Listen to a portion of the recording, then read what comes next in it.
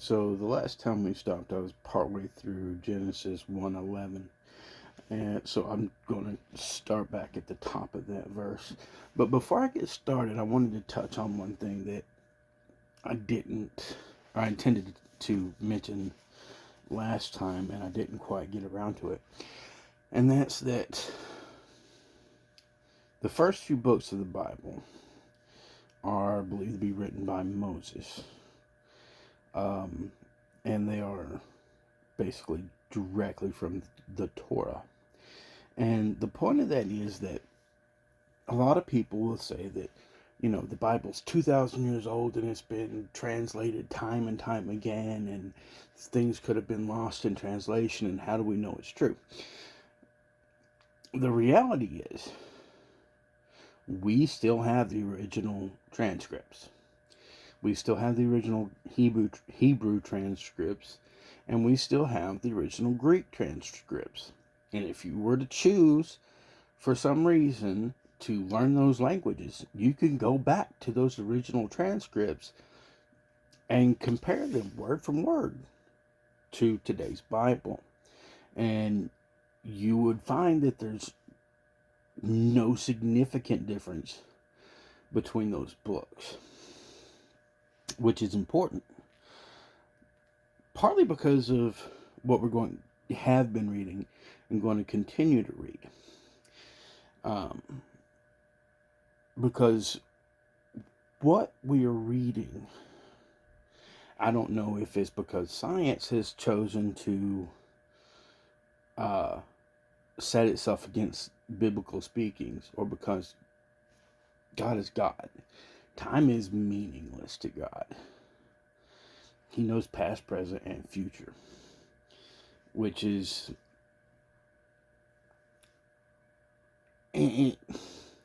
God created time. We've already covered that. He is outside of time. So, what we have here in First Genesis is a direct refutation of what science likes to claim, that it took millions upon billions of years, and that things happened in a certain sequence. In fact, the Bible directly refutes that sequence and that time frame. So far, we've seen light. We've seen God creating heaven. We've seen God separating the waters through dry land, and also the waters of heaven and the waters of creation. And God said, "Let the earth bring forth grass, the herb yielding seed, and the fruit tree yielding fruit after his kind, and whose seed is in itself upon the earth." And it was so. And the earth brought forth grass, and herb yielding seed after his kind, and tree yielding fruit whose seed was in itself after his kind. And God said that it was good. And the evening and the morning were the third day. So he's accomplished this in 3 days.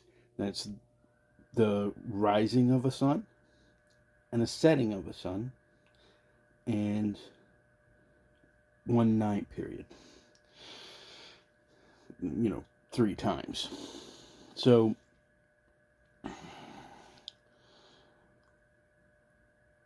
I had, thanks to my father, I now have a study Bible. And what it says is, contrary to modern evolutionists who insist that all plants and animals are developed over hundreds of millions of years from a single speck of life in the ocean. In other words, and it's actually, if you think about it, it's ridiculous. But what science says, what evolutionists like to believe, is that billions upon billions of years ago, there were chemicals in a pool of water. Uh, I can't remember, or not chemicals, but proteins. And those proteins came together for no reason, just complete happenstance. The proteins came together and developed a rudimentary DNA strain. So, okay, fine. What they forget to mention is that all a DNA strain is it's a blueprint for a cell. But without all the other mechanisms of the cell to read the blueprint and to carry out the instructions, the DNA strain itself is useless. Essentially, it's like having somebody draw out a blueprint for you, and you taking it out on a piece of land and laying it out in the grass and saying, house. It doesn't work that way.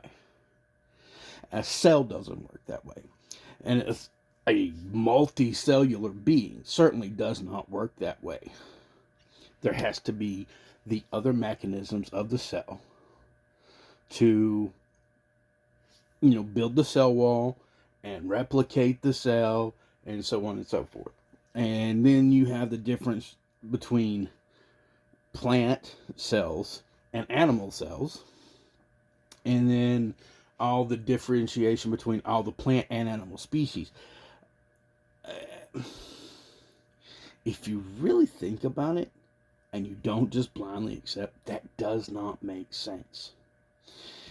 Whereas what we have here is a mind, God, creating through his own imagination and his own impotence, or not impotence, but through his own will, plants and animals.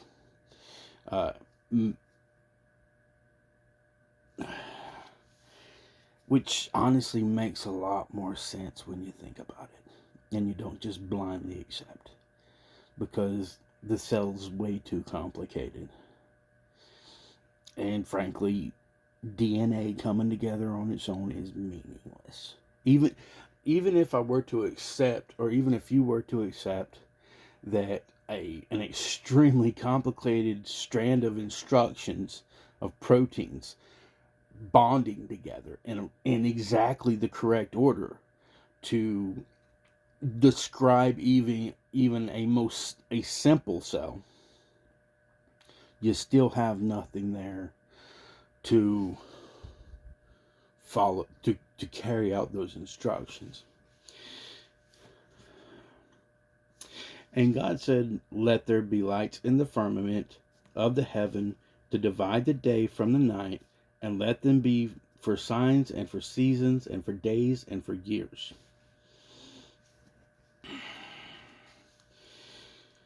And let them be for the lights in the firmament of heaven to give the light upon the earth. And it was so. So, up until this point, there was light and darkness.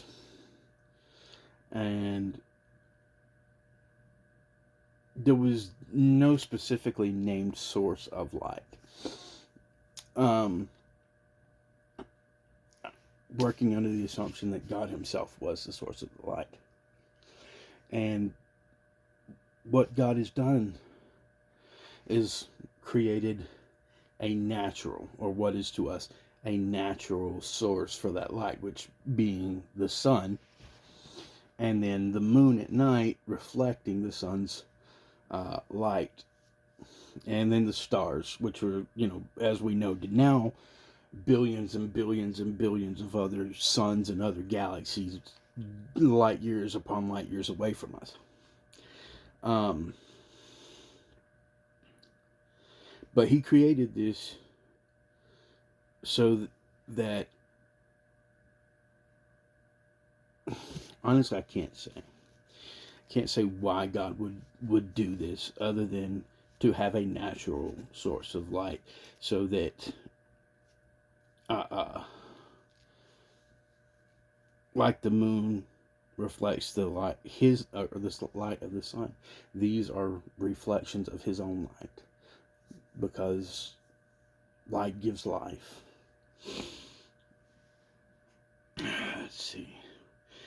And God set them in the firmament of heaven to give light upon the earth, and to rule over the day and over the night, and to divide the light from the darkness. God saw that it was good, and the evening and the morning were the fourth day. So now God has separated himself, or at least he has created natural forms of light,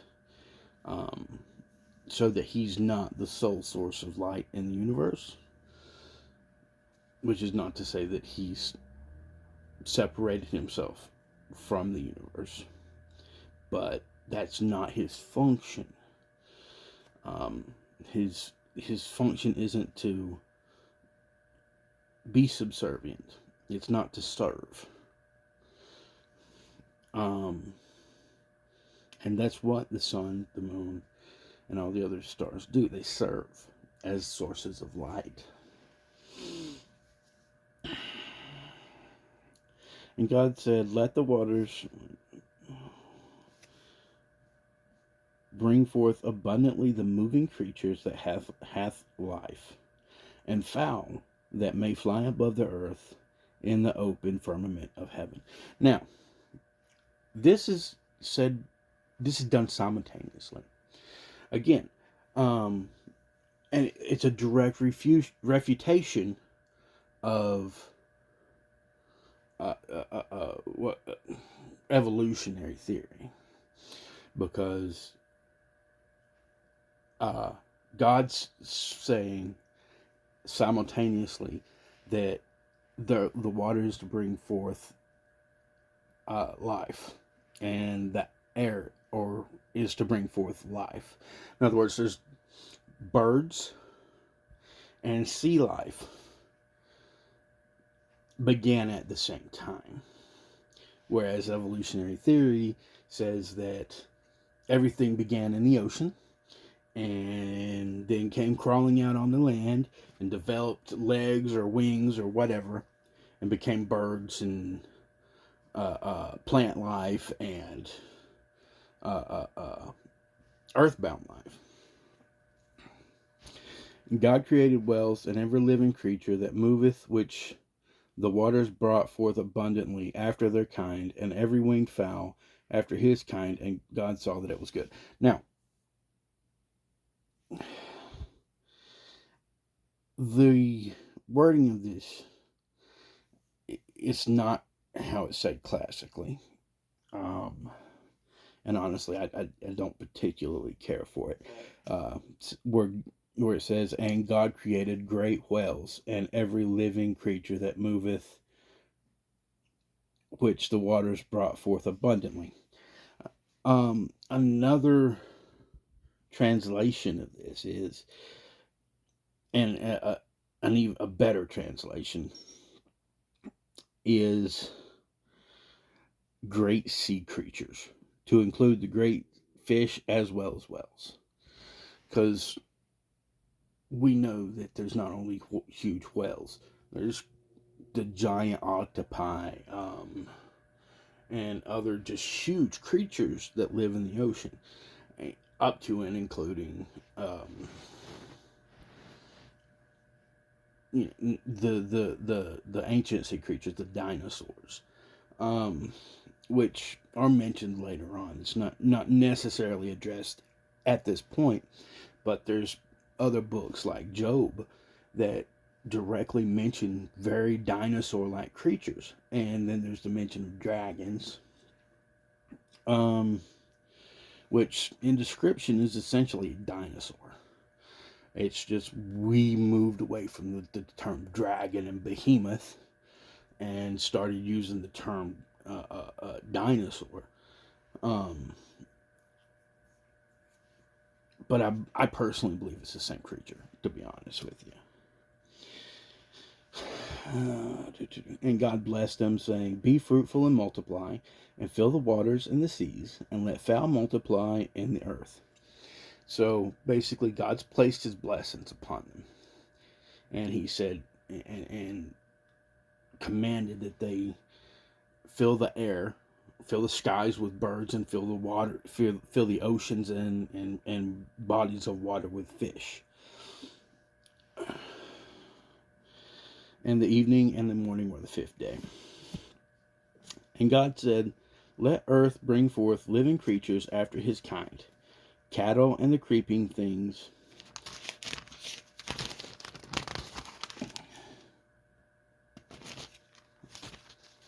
sorry, of the earth after his kind. And it was so. So, again, this is another direct refutation of evolutionary theory. Because evolutionary theory says that first they came out of the water, then came and on the land and became uh, uh,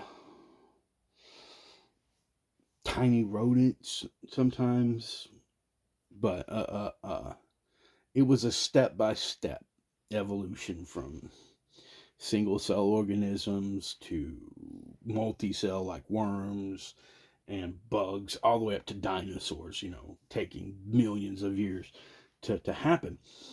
Whereas God doesn't need to do that. Like I said, he created time. And God has things happen in his time frame. So what, and he brought forth the entire universe in its maturity. And he's bringing forth these animals and plants in maturity. And let's see. And God said, let us make man in our image, after our likeness, and let them have dominion over the fish and the sea, and over the air, and over the cattle, and over all earth, and over every creeping thing that creepeth upon the earth. So God created man in his own image. In the image of God created he him. Male and female created he them. So, the difference here is God said, for everything else, he said, let it be. And then God, speaking to Christ and to the Holy Spirit, said, let us come together and create humans in our own image. And he set us as having dominion over everything he created. We're stewards to creation. Let's see. And where, let's see, that's a better way to say it. In contrast to animals in verses 20 and 24, where God said, let the waters bring forth and let the earth bring forth, he now says, let us make man in our image after our likeness. All others reproduce after their kind, but man is the only one made in the image of God and reproducing in that image. We are a special creation. God pulled forth this with his own hands, molded us, and breathed life into us. He shared the breath, his own breath, with us to make us godlike, or in the image of God.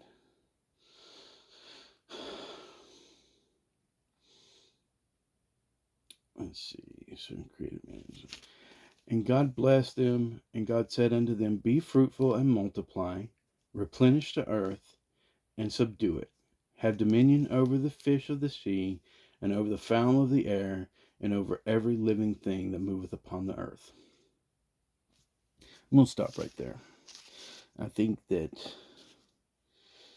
Uh, that's quite a bit to think on right there. Evolution would have us believe that we're not that special. We're just monkeys, just animals, and that we can and should be subject to our own whims.